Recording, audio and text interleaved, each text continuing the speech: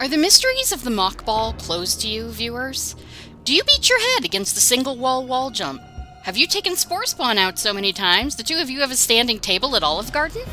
Then this may be the series for you. Let's replay Super Metroid. My original Let's Play of this game went up over 10 years ago in May of 2016. Many things have changed since then, some remain the same. Changes include the fact that I have much better gear, some minor ability to draw and include digital art, and medication that helps me concentrate and not get frustrated so much.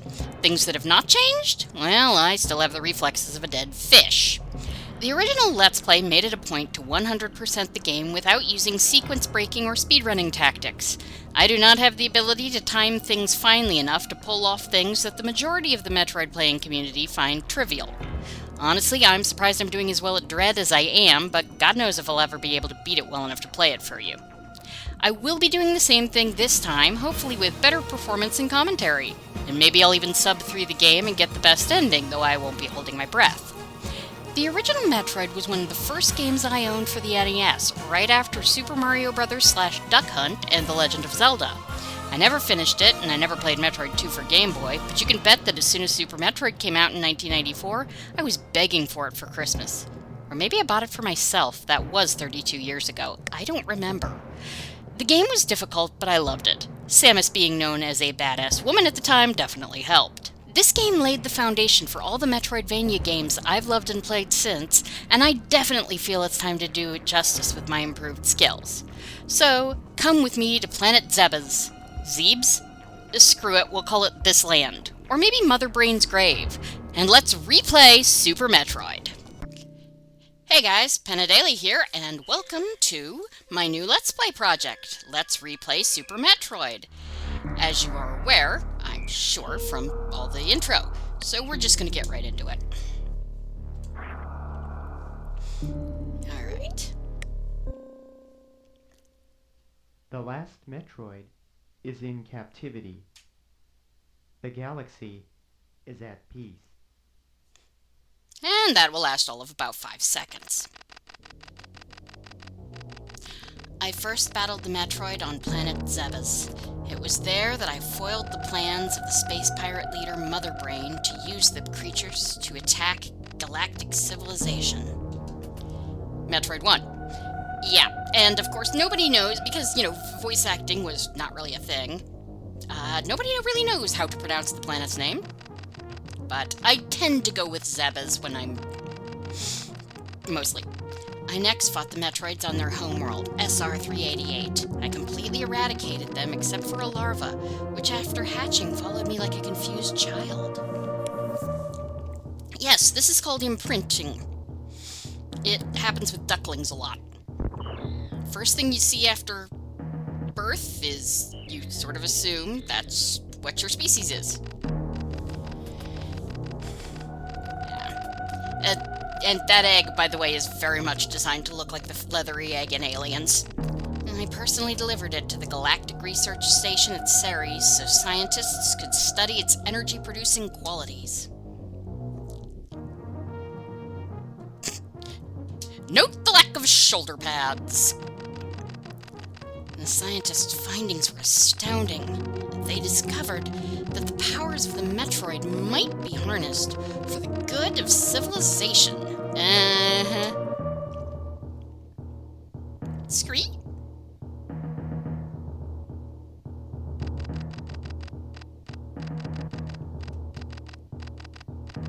Satisfied that all was well, I left the station to seek a new bounty to hunt. But I had hardly gone beyond the asteroid belt when I picked up a distress signal. Ceres Station was under attack! Yep. She's as bad as Mike Nelson. Oh well. Anyway. Yeah. So, a fun thing, the term bounty hunter, they basically just thought it sounded cool, probably due to Boba Fett. I think the term they really wanted was mercenary, because I think one of the Prime games they actually sort of wanted to make, give her like a side mechanic of hunting bounties, and the Japanese Nintendo guys were like, no, that's like, well, that's what you said she was. But yeah, that's one of those things that happens with connotation and, linguistic drift when you don't speak the language normally. Everybody's dead, Dave. Okay.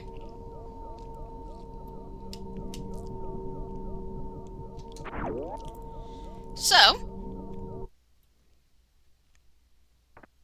does this look like a trap to anyone else? Can't pick it up. Get up here on top of the door instead. First, start here. So, canonically, basically Ridley trashes your ass, and runs away when you're at 30 health. I don't bother trying to, dodge or anything. Speedrunners will often just run into him. But if you do enough damage to him, as you can see, he's turning red. If you do enough damage to him, you can make him drop the capsule. Otherwise, he leaves when you get down to below 30, which is probably going to happen here rather than me making him drop the capsule. Oh, well. Then again, maybe not. Who knows? Ah! I made him drop the capsule after all. Canonically, though, he does thrash your ass, because there's a strong indication that the last thing the baby Metroid hears of you is your low health alarm going off. But that's just a thing. So, throwing you right into the mix, we are here with an escape sequence. You probably will not die. This is mostly to get you used to the controls and show off the whole Mode 7 thing. I said in my previous LP that it was a chip. It's not. It's a mode on the hardware. There are chips that enable Mode 7, make the hardware capable of doing that mode, but Mode 7 itself is not a chip. It allows for the large-scale manipulation of sprites. So, things like tilting this stupid, corridor back and forth, or scaling Samus's ship rapidly like that. This was hot stuff. Even though this wasn't a launch title, this was hot stuff back in the day. Planet Zebes, you will never find a more wretched hive of scum and villainy. It's interesting that they went for purple stars. I don't know why. I'm sure it's just an aesthetic thing. But, it's an interesting aesthetic thing. I love this, though. Later on, there will be music. Later on, this rain won't be there. And there won't be the lightning. Though, I don't find this nearly as flashy. Though, I'll probably put a flash warning on, the entire damn, LP, because this is an old Super Nintendo game, and they didn't know as much about visual sensitivity triggers back then. Can't do anything here with any of this stuff yet. So, we plummet. Honestly, this is probably the best way to get down to the bottom of the shaft quickly. There's only, one either side. Can't do anything here yet. This is where we fought Mother Brain in the first game, of course.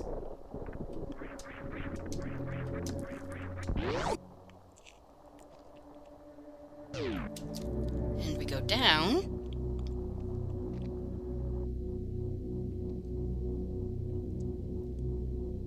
Yeah, note that Samus does not have giant shoulder pads. Well, I'll talk more about that later. Probably much later.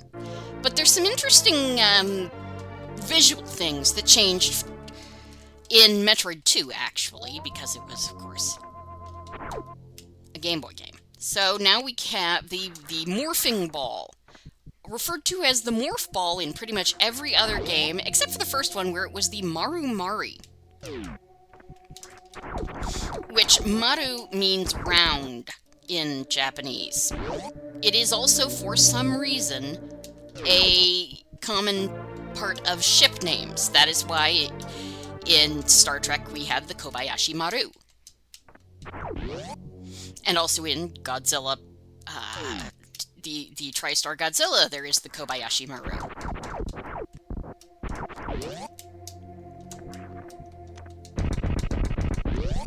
That movie is bad. It really is. But it made a really good, it inspired a really good cartoon series.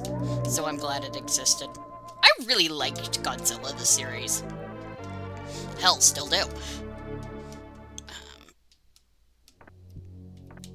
Alright. So, we have tripped the... alarm is not the right word. We've tripped the security. They know we're here. It's weird that there isn't wildlife in any of these caverns, because there will be when we get back, since we've tripped the security. But I can get that there's no space pirates, but it's kind of weird there's no, like, Zoomers or Rios or, Screes. And the music's kicked in. And the pirates have kicked in. Okay. I am not bothering. Sometimes with rooms where they lock the doors, and won't let you out until everyone's dead, Dave, you want to go back and, like, reopen the other door so that you don't have to deal with the bullshit again, but that room is so easy, I don't bother. Okay. Really? There we go. Okay, I don't like this freaking, well, excuse me. I don't, you all know my issues, like, with platforming, and I have some serious issues with the platforms here, so I don't do, the full spinning jump. I just jump straight up. Just kill these guys. This is also to teach you that you can, you know, or at least help you get used to aiming diagonally. Yeah, this game was the first to give you full 8-way, aiming. Samus Returns lets you shoot down, which the original did not do, but it wouldn't let you do anything else. Any other directions, just front, and maybe up, I think. Well, yeah, because the first game let you shoot up, it didn't let you shoot down. You could shoot. The first game let you shoot right, left, or up. Samus Returns added down. This game introduced the 8-way stuff. It was also, you know, Castlevania 4, or Super Castlevania, was known for the 8-way whip, which they haven't really done since, almost. Of course, that was the last of the classic Vanias, really. Well, Rondo of Blood. Okay, so this is our map room. It's pretty nice. I do like these maps. I don't need them anymore, but I still like having them. And of course, if you have not played this game 400 times like me and know where 90% of everything is, even if you don't always remember, the maps can be useful, so obviously I will be showing them off. Can't do anything over there yet. Kill you. That's a save point. We don't need that yet. Because if I die at this point, I'm scrapping the entire freaking recording and starting over, and you'll never know. So if you're hearing me say this, obviously I haven't died. Freaking screes. Of course I got hit because I'm an idiot. Yeah.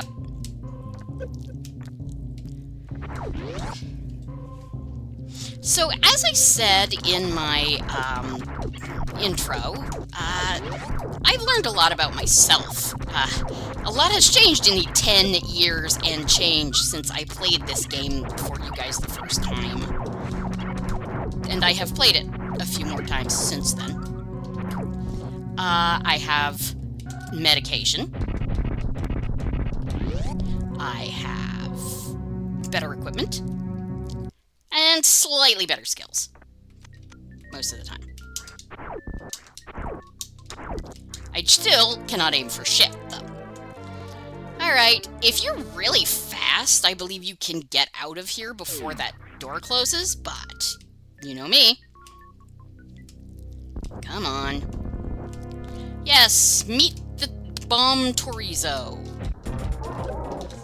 I might as well say this here, too.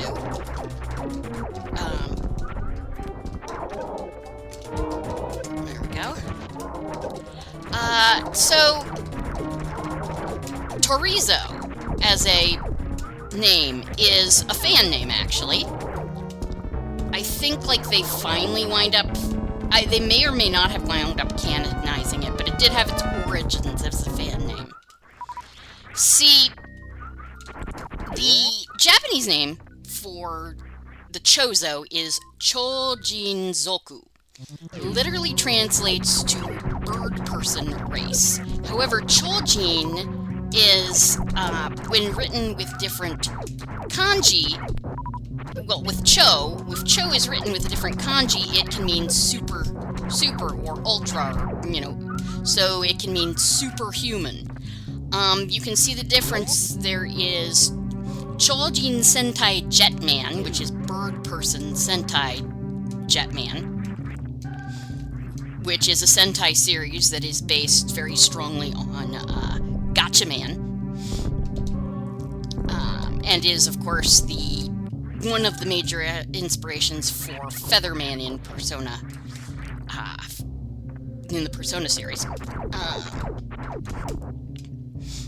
There is also Chojin something Metalder, which is superhuman Metalder. Metalder is a Metal Heroes series, not too well known in the West.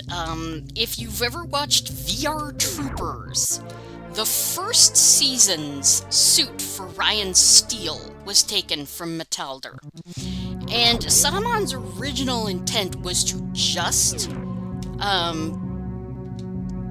adapt Metalder and not involve Spielbahn, which was the other footage that JB and Caitlin came from. And it was supposed to be a vehicle for Jason David Frank called Cybertron. But they had introduced him as Tommy, just sort of because they had to do something with the Green Ranger. And he was wildly popular. So they kept him on. They brought Tommy back because Burai, Dragon Ranger, dies in the original. I mean, like a couple times. He'd been dead, got resurrected, and then died again. Yeah, Sentai could be a lot darker than the original PR. I mean, we do eventually get, you know, things like RPM, but... And we get our first energy tank! Yay!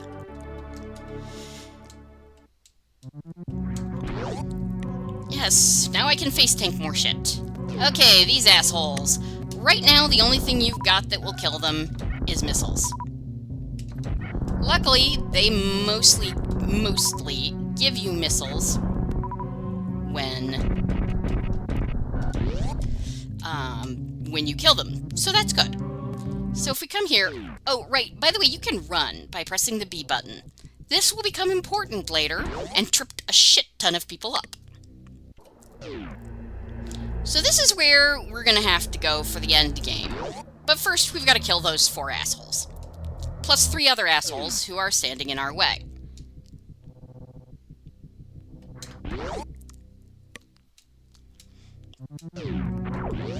So. These zoomers are, the metal zoomers are completely invulnerable to your current weaponry. This dude is a Kago. K-A-G-O, so Kago, maybe. Probably Kago, actually, if it's a Japanese word. They're basically a hive. Shoot all the little guys to come out, you get a ton of pickups. It's pretty nice. Alright.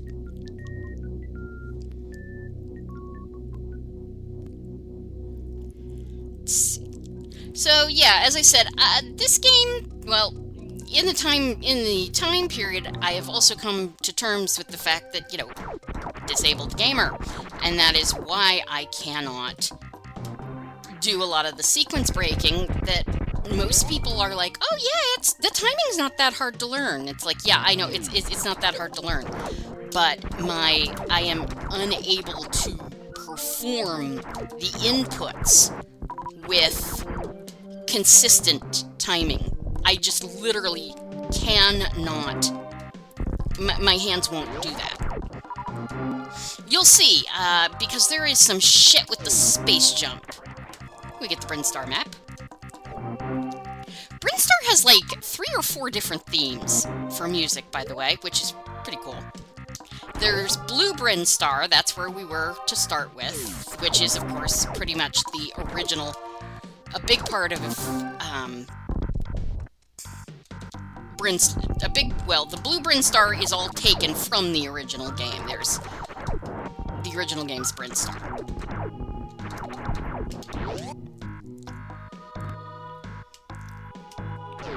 So, come over here.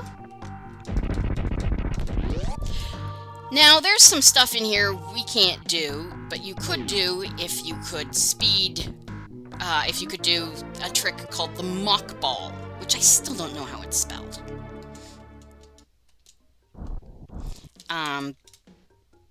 But I cannot do that trick, so we're going to just come in here, get that one thing, and leave. Now we go down. That's a save point, I don't care.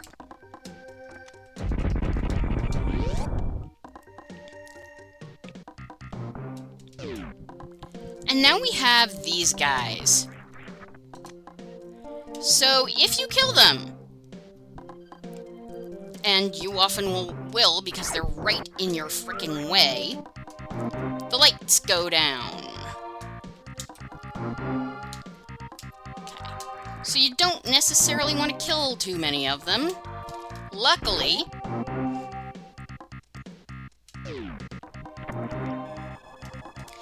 yeah, luckily, if you go in and out of a door, they respawn.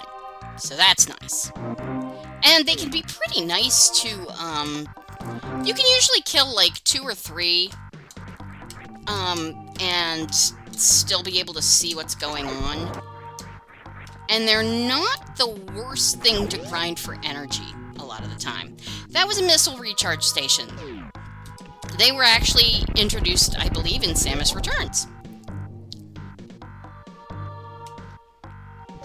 A lot of people don't use them. The only problem is that they only recharge missiles. They don't recharge any other ammo. Yeah, we get other ammo. Come on. You have probably... If you have somehow lived under a rock to the fact where you don't know that there's ammo other than regular missiles in Super Metroid, I'm very sorry that I managed to spoil it, but also, good lord. Pink Brinstar. Okay, so Pink Brinstar and Green Brinstar do have the same theme.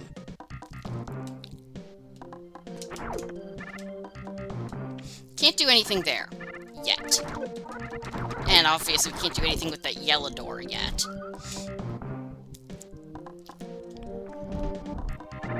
So we come down here, kill you.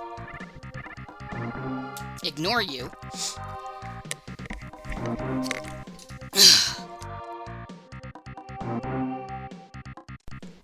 Pardon me. Ugh. I'm a little sneezy today. Not the dwarf. Okay. So we get a missile! And we come down here. Yeah. And we get the charge beam. It will not pull in pickups. That was added for Prime. And everybody loved it. Really? And to the point where they added it as a mechanic in the casual randomizer. The casual randomizer actually makes a fair amount of changes to the controls, because, like, this game was a masterpiece and is still really, really good. But there are things that they did not do as well on as we could have hoped. And one of them is that the controls are kind of floaty as fuck.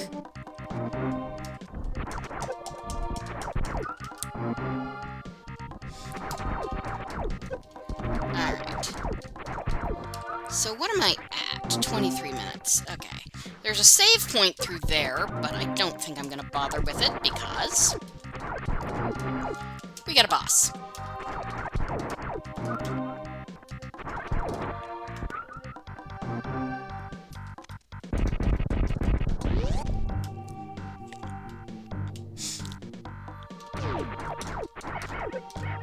Right. Hey, Doofus, you have a charge beam. Now, with the charge beam, you can do what they call a pseudo-screw attack. Which, if you charge completely and then, you know, jump, as long as you're holding the charge, you will do damage to things. Pretty much equivalent to the charge beam. So, yeah, Spore Spawn. Basically, just sit here. I don't know if those things can get you. I don't think they can get you at all in this spot, but I'm sure one will prove me wrong here shortly. And then when he opens his big mouth, pump missiles into his core. Nobody likes this boss because he's tedious as hell. You just literally have to wait.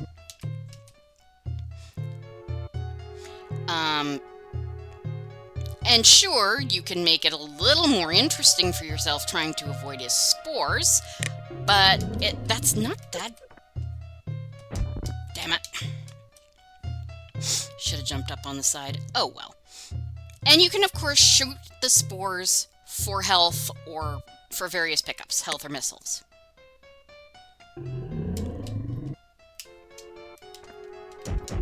There we go. As he gets hit, he gets darker and moves faster, but not fast enough. He's got pretty much a rhythm. Okay. You can really only get 2 shots in, I think, so I probably shouldn't be trying for more. And if you run out of missiles, you can, of course, use, I think, Charge Beam on his cord. But...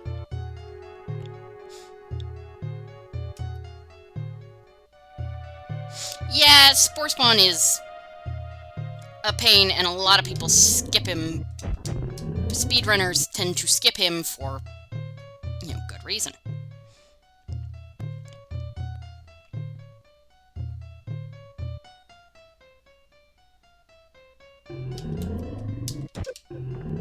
There we go, he's dead.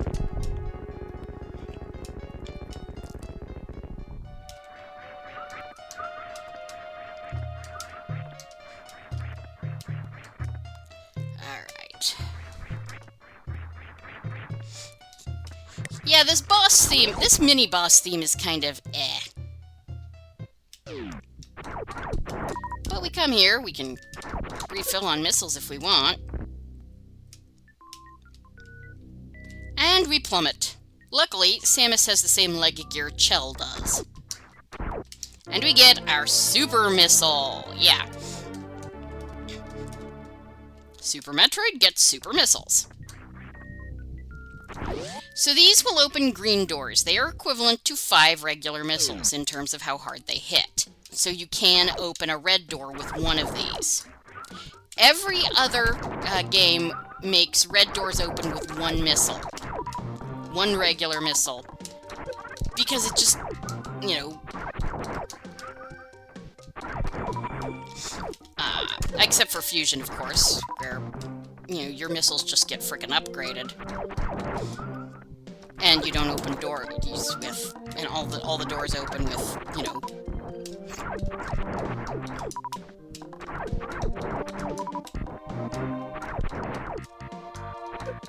Alright, yeah, screw you and the horse you rode in on. Oh. Yeah, that of course tells you that sometimes when you fire a super missile, things will shake and drop. So this block here is a super missile block. If you're playing like a randomizer and already have super missiles, You can come here, I believe? Yeah. You've got to be just lined up on the perfect pixel. You can shoot that wall out and then shoot a super missile in, and it will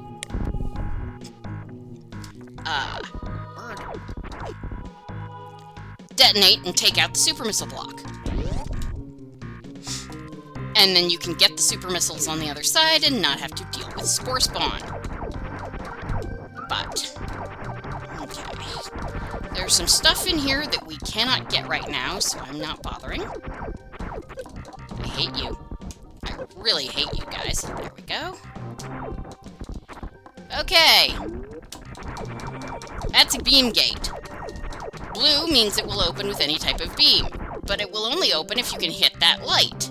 So, we will not be coming back this way for quite a while. So, we're trapped. And remember how I told you about the run button? Yeah, that bridge, which a lot of fans refer to as the noob bridge, because it tripped up a lot of noobs who didn't necessarily read the manual or understand that you could hold a button to run. That was more of a Mario thing, really. Let's see. Can't do anything here. Don't shoot out that block. There's a B-Tom in it, who's a pain-in-the-ass enemy. Drop. Come through here. And we get an energy tank. Recharge. Meh. I mean, better than a sharp stick in the eye, as H.C. Bailey always says. Alright, so we're gonna come this way. Come through here. Let's see, can I jump? No, I can't. Jump from there. And you can just make it.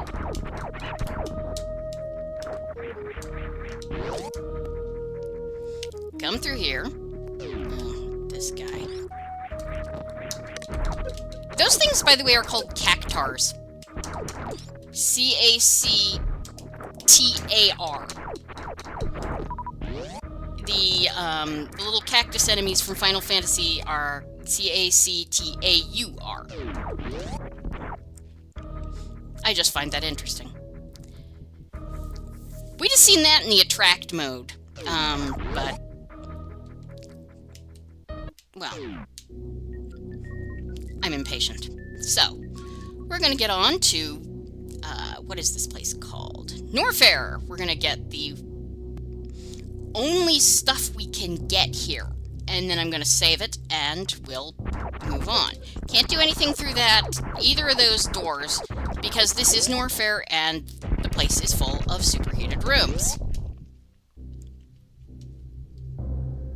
Okay.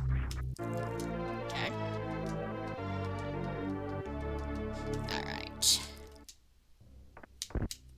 So if we come this way... ouch. Okay.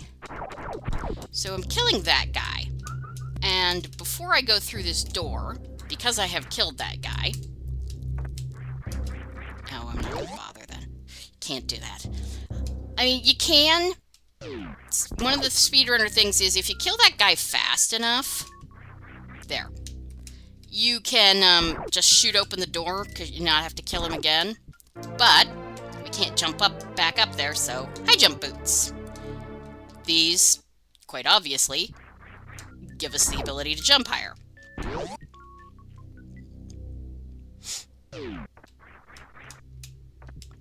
So, wait for... when you come out, the dude resets, so just wait for him. I'll take that. And then we can come up this way, get this missile. Very nice.